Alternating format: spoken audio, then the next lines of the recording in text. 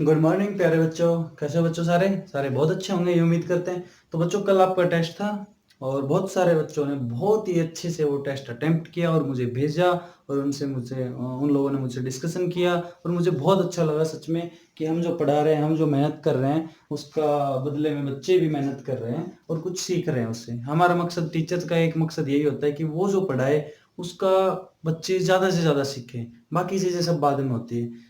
यहाँ हम जो बोल रहे हैं वो आपको समझ में आना चाहिए, सबसे पहली बात ये है। और मुझे अच्छा लगा जिन बच्चों ने मुझे ये किया, उन सभी बच्चों को मैं बहुत-बहुत ज़्यादा बेस्ट ऑफ लक कहना चाहूँगा आगे के लिए और उनको बहुत ज़्यादा दुआएँ देना चाहूँगा।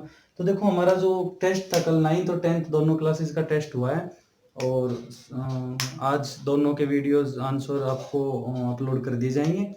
तो देखो बेसिक केमिस्ट्री का दोनों का मैंने कॉमन टेस्ट डाला था, 9th का भी 10th का भी, क्योंकि वो हमने कॉमन लेक्चर पढ़े हैं, उसके बाद उनके सब्जेक्ट वाइज़ थे। तो 9th का टेस्ट था मेरे ख्याल में 36 मार्क्स का और 10th का था 25 मार्क्स का। तो जो पहला क्वेश्चन था हमारा बेसिक केमिस्ट्री का था, right A short note on modern periodic table, और ये शायद 3 मार्क्स में था।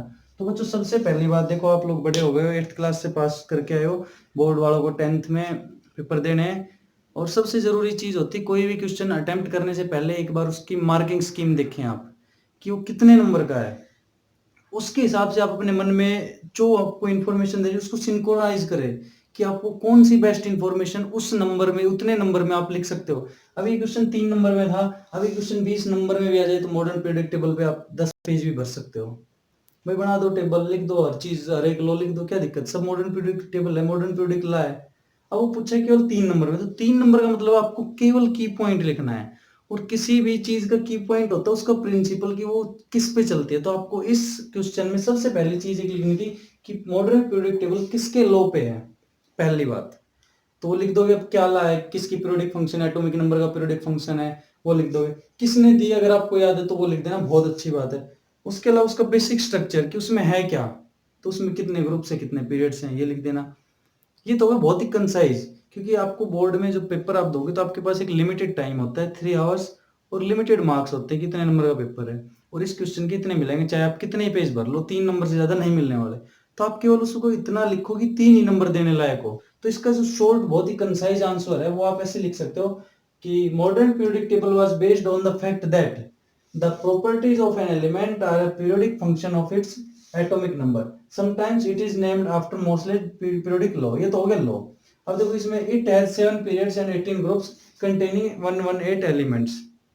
बहुत ही ज्यादा शॉर्ट कंसाइज। अब इसमें आप एग्जांपल लिख सकते हो, some examples are modern periodic table के एग्जांपल दे दो कि हाइड्रोजन फर्स्ट है, हीलियम सेकंड है, और ग्रुप्स के बारे में लिख दो कि इतने हैं, उनके नाम लिख दो, फर्स्ट ग्रुप का ये नाम है। ये सब लिख सकते हो आप, लेकिन कंसाइजली अगर आप इतना लिखोगे 3 नंबर में तो बहुत है, चल जाएगा। नेक्स्ट क्वेश्चन था, how will you find the group number and period number from a given element, explain by taking the example of halogen. कि भाई ग्रुप नंबर और पीरियड नंबर कैसे निकालोगे?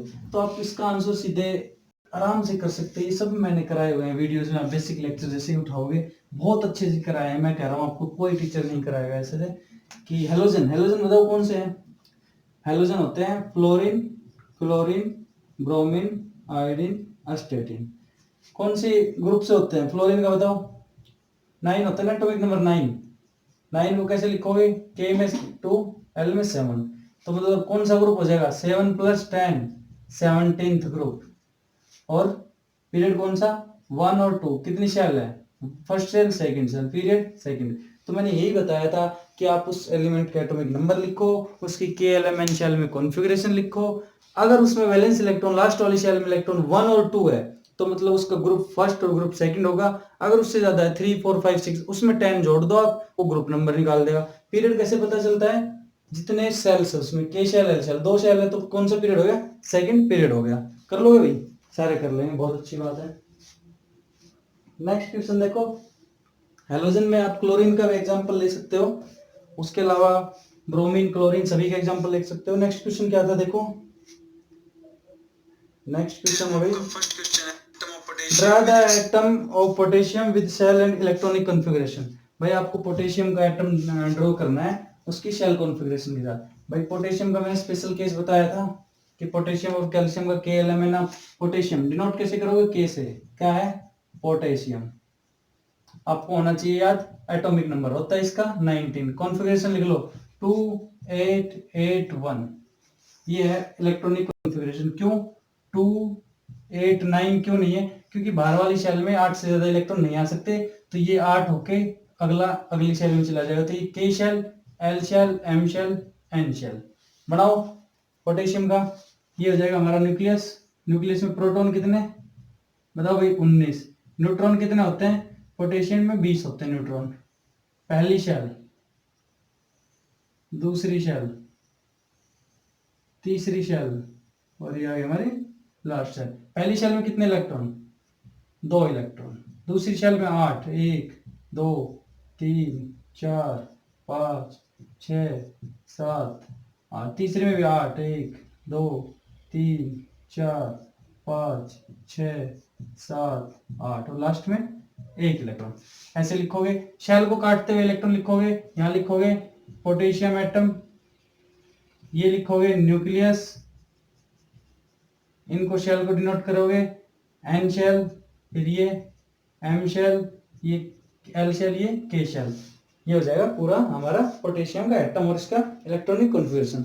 हो गया भाई। नेक्स्ट क्वेश्चन देखो। नेक्स्ट क्वेश्चन बच्चों हमारा, right the first 3 elements of चैल्कोजेंस and noble gases.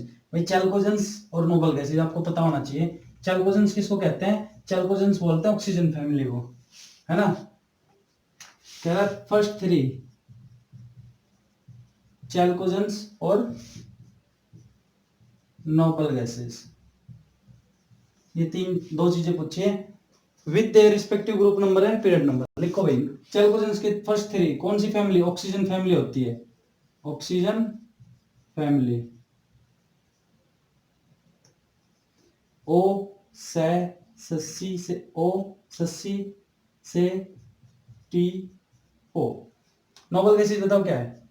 हीना, नीना और करीना का एक्सरे।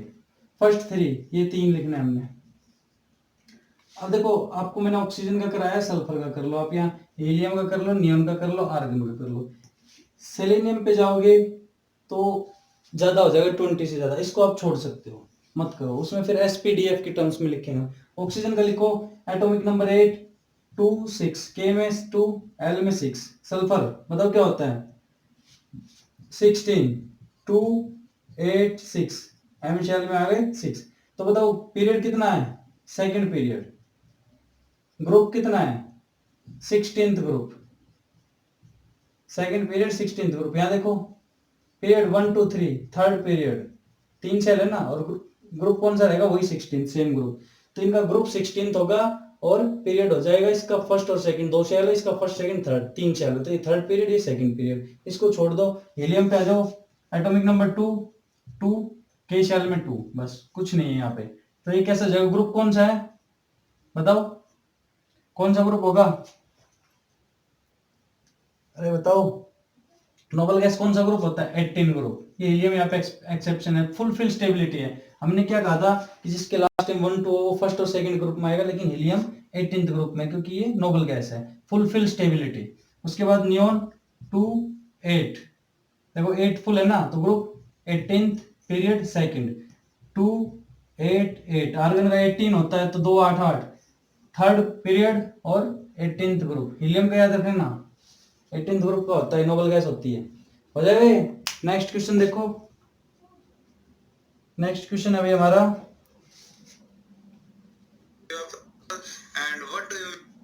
नेक्स्ट क्वेश्चन है define the process of evaporation and state with example of cooling effect of evaporation. भाई बच्चों मैं आपको डिस्कस कर लेता हूँ, इसमें बोर्ड पे लिखने का कुछ नहीं, आपके नोट्स में सब कुछ लिखा हुआ है। तो आप इन क्वेश्चंस को हम केवल डिस्कस करेंगे, बोर्ड पे लिख के आपका काम नहीं बढ़ाएंगे। बोर्ड पे लिख के आपका हम किसी भी तरह से काम नहीं बढ़ाएंगे। Define the process of evaporation and state with example the cooling effect of evaporation. Evaporation क्या होता है? Liquid to gas.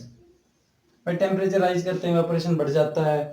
इवेपोरेशन के इफेक्ट बताए थे, वाइंड तेज, हवा तेज चलती है बढ़ जाता है, सरफेस एरिया होता है बढ़ जाता है। घटता किसके साथ है? ह्यूमिडिटी के साथ इवेपोरेशन घट जाता है, बाकी सबके साथ बढ़ता है। और कूलिंग इफेक्ट का मतलब भाई हमने अपने हाथ पे अल्कोहल रख लिया, या हमने परफ्यूम लगा लिया, या फिर हमने कूलिंग इफेक्ट का क्या है कि सॉसर में ले लिया एक चाय और एक ले ली कप में, तो वहां पे इवेपोरेशन ज्यादा होगा तो जल्दी ठंडी होगी, चाय जल्दी पी जाएगी, कप में देर से पी जाएगी। हम ऑलरेडी डिस्कस कर चुके हैं, ये वहां से आपको लिखना है, एग्जांपल दिया। नेक्स्ट क्वेश्चन है, draw the triangle showing the process of transformation of states of matter. भाई ट्रायंगल भी आपको बनवाई हुई है मैंने, क्या लिखोगे? Solid, liquid, gas. इधर तो क्या आ जाएगा दोनों साइड? सब्लिमेशन, ये भी सब्लिमेशन। एग्जाम्पल क्या था? कैम्फर या फिर कपूर की जो नेफ्थलीन की गोलियां होते हैं। गैस से लिक्विड क्या होता है भाई? Condensation, condensation. और लिक्विड से गैस? इवेपोरेशन, ये होता बॉइलिंग। लिक्विड से सॉलिड, लिक्विड से सॉलिड बनना क्या होगा बताओ? फ्रीजिंग, पानी से बर्फ। और सॉलिड से लिक्विड, सॉलिड से लिक्विड मेल्टिंग। तो ये मेल्टिंग हो जाएगा, फ्रीजिंग हो जाएगा, कंडेंसेशन, इवेपोरेशन या बॉइलिंग, ये दोनों सब्लिमेशन। ये ट्रायंगल थी हमारी, हो जाएगा। चलो वेरी गुड। नेक्स्ट क्वेश्चन हमारा, explain the process of diffusion with example. Diffusion क्या था भाई? एक सब्सटेंस के पार्टिकल्स दूसरे के साथ मिक्स हो जाएंगे और दूर तक चले जाएंगे। हमने परफ्यूम का एग्जांपल दिया था, अगरबत्ती का एग्जांपल दिया था, धूप बत्ती का एग्जांपल दिया था, किसी भी स्मेल का एग्जांपल दिया था, घर के छोक का एग्जांपल दिया था। वो सब डिफ्यूजन है। यहाँ से बहुत जल्दी वहां से चले जाएंगे दूर तक। तो इसमें क्या था? डिफ्यूजन इंपॉर्टेंट क्या है कि सबसे ज्यादा कौन डिफ्यूजन शो करता है? गैसेस, क्योंकि पार्टिकल्स दूर दूर होते हैं, फ्री होते हैं, बहुत जल्दी मूव करते हैं। लिक्विड के नहीं करते और सॉलिड के भी बहुत कम करते हैं। ये डिफ्यूजन है, अगर मैं इसको रब नहीं करूंगा तो कल तक ये बोर्ड थोड़ा मुश्किल से रब होगा। तो ये क्या है? डिफ्यूजन, कि सॉलिड के अंदर इसका इंक का डिफ्यूजन हो गया। और लिक्विड के अंदर डिफ्यूजन क्या बताया था भाई? बताओ बताओ।